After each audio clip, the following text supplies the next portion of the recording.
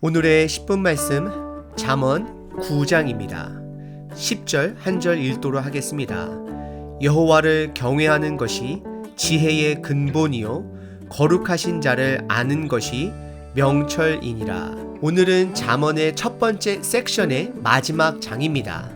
잠언을 크게 세 가지로 나눌 수 있습니다. 1장서부터 9장은 지혜의 뿌리와 기본을 가르칩니다. 그리고 두 번째 섹션은 10장서부터 29장까지 첫 번째 섹션 1장에서 9장에서 가르친 그 지혜를 삶 속에 적용하게 됩니다. 그래서 10장서부터 29장에는 다양한 주제들이 담겨져 있습니다. 예를 들어 결혼, 가족, 술, 직장, 성관계, 돈, 이웃 등 기타 많은 주제들이 담겨져 있습니다. 그리고 30장과 31장은 잠언의 마지막 장으로 다시 한번 잠언을 요약함으로 끝을 맺습니다. 그리고 조금은 더 큰 그림을 본다면 잠언은 하나님이 우리에게 주신 지혜의 한 부분입니다. 잠언서만 읽게 되면 하나님의 길을 걷는 사람은 무조건 이 땅에서도 성공하고 복을 받는 공식이 나오게 됩니다. 하지만 하나님은 잠언 말고도 전도서 그리고 욥기서를 통해 우리들로 하여금 큰 그림을 갖도록 하십니다. 예를 들어 전도서에서는 모든 것이 헛되도다라고 말을 하며 이 땅의 물질, 건강 모든 것이 헛되도다라고 고백을 합니다. 그리고 욥기서에서는 믿음의 사람이 고통을 받는 장면이 나오게 됩니다.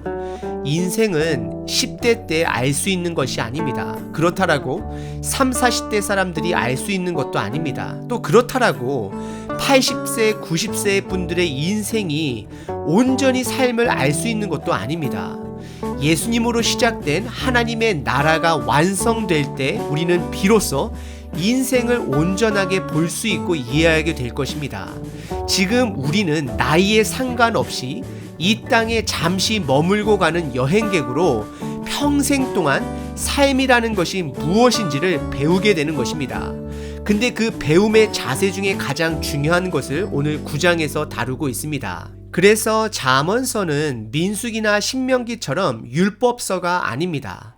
그리고 이사야서와 같이 예언서로 보지도 않습니다. 잠언은 우리에게 삶의 방향을 가르쳐 주는 책인 것입니다.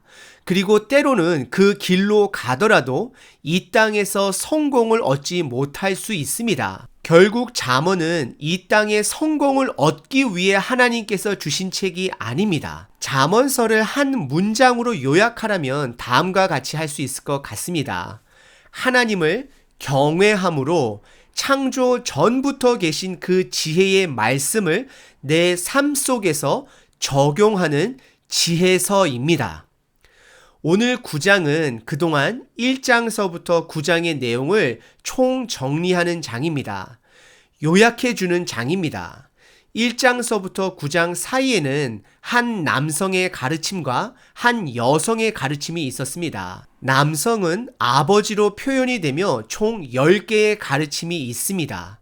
그리고 여성은 지혜로 표현하며 총 4개의 시로 표현이 되고 있습니다. 오늘 9장이 그 지혜의 여성이 우리에게 마지막 4번째 가르침을 주시는 내용입니다. 한글 성경에서는 지혜의 성별이 드러나 있지 않지만 히브리어 또는 영어 성경에서는 지혜를 여성으로 보고 있음을 참고하시면 되겠습니다. 지혜는 히브리 말로 호크마입니다. 이 호크마의 뜻은 삶의 실천이 가능한 지혜라는 뜻이 담겨져 있습니다.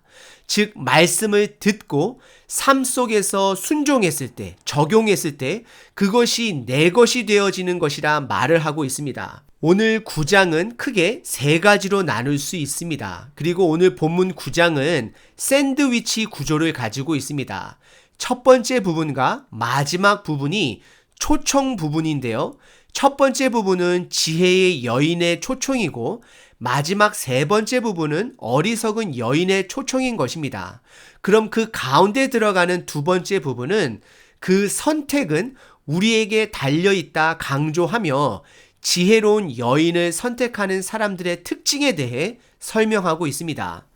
그럼 우선 먼저 첫 번째 부분, 지혜의 여인의 초청 부분을 함께 살펴보겠습니다. 1절에 지혜가 그 집을 짓는데 7 기둥을 다듬는다라고 말을 합니다.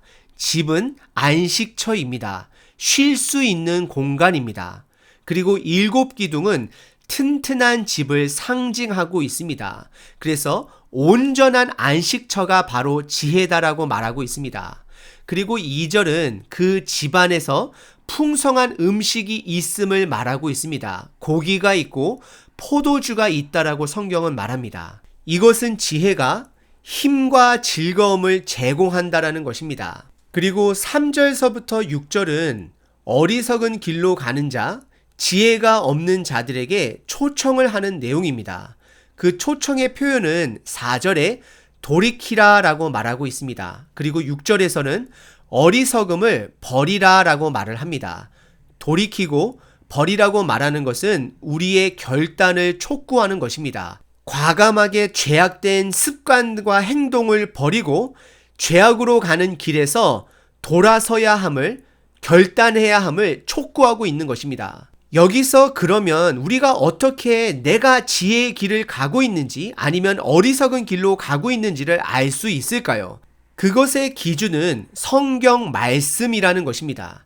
그래서 지혜의 근원은 성경 말씀을 경외하는 것에 있다 성경은 말합니다. 성경 말씀을 경외한다라는 것은 내가 하나님이 아니라 나의 기준은 하나님이라 고백하는 것입니다. 내가 세운 기준을 따라가는 것이 아니라 이 세상을 창조하신 하나님의 기준, 즉 성경 말씀이 내 삶의 기준이 되어 그 말씀대로 방향을 삼고 따라간다라는 것입니다. 그래서 그 성경의 기준으로 내가 지금 지혜의 길에 서 있는지 아니면 어리석은 길에 서 있는지를 확인할 수 있는 것입니다. 그래서 내가 어리석은 길에 있다라고 판단이 되어지면 우리는 과감하게 버리고 지혜의 길로 돌이켜 와야 되는 것입니다. 그리고 오늘 본문의 두 번째 부분은 마지막에 다루고 마지막 세 번째 부분인 어리석은 여인의 초청 부분을 먼저 살펴보겠습니다. 13절서부터 18절입니다. 13절에 미련한 여인이 떠든다라고 말을 합니다. 그리고 그는 아무것도 알지 못한다라고 성경은 말합니다. 결국 창조주 하나님의 말씀을 없는 자를 말하는 것입니다. 이런 미련한 자의 특징은 무엇을 읽어도 내 중심으로 읽게 되는 것입니다. 심지어 어리석은 자들은 하나님의 성경 말씀 또한 그 사람의 중심으로 해석하게 된다라는 것입니다. 성경 말씀을 경외하는 마음으로 묵상하면 내가 성경 말씀을 읽는 것이 아니라 성경 말씀이 내 삶을 읽게 됩니다. 그런 가운데 찔림도 있고 회복도 있게 되는 것입니다. 결국 예수님이 약속해 주신 성령님의 도우심으로 내 중심이 아닌 하나님의 중심으로 성경 말씀을 읽을 수 있어야 합니다. 그리고 성경은 분명하게 그 범위를 오로지 성경 말씀으로 제한하고 있음 또한 여러분들 반드시 기억하시길 바랍니다. 이것 또한 우리들이 받아들여야 할 성경 말씀의 진리입니다. 미련한 여인은 어리석은 자, 즉 하나님의 말씀의 기준이 없는 자들을 초청합니다. 그리고 17절에 죄악된 행동들이 더욱더 기쁘다, 참되다라고 말을 하고 있습니다. 17절입니다. 도둑질한 물이 달고 몰래 먹는 떡이 맛이 있다 하는도다 라고 말하고 있습니다. 그래서 결국 어리석은 자들의 길은 18절에 스올이라 표현하며 죽음의 길을 향해 가고도 그 길을 가고 있는 줄을 모른다라고 성경은 말합니다. 결국 성경이 말하는 죽음은 하나님과의 관계가 없는 삶이 죽음인 것입니다. 그 하나님은 오로지 성경 말씀을 통해 본인을 온전히 드러내셨다라는 것을 받아들이고 인정해야 하는 것입니다. 요즘 시대는 모든 것이 하나로 연결되어 있다라는 사상이 계속해서 확산된 사회 속에 살고 있습니다. 그러다 보니 오직 예수님, 오직 성경이라는 말들이 천대 대우를 받습니다. 그리고 언젠가는 세상은 오직 예수, 오직 성경이라는 말을 공식적으로 하게 될 경우 법적으로 처벌받는 날이 반드시 오게 될 것입니다.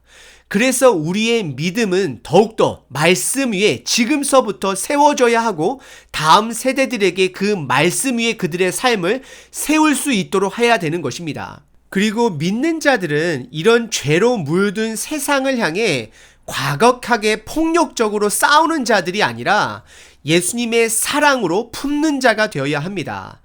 치열하게 싸워야 할 부분은 내 자신입니다.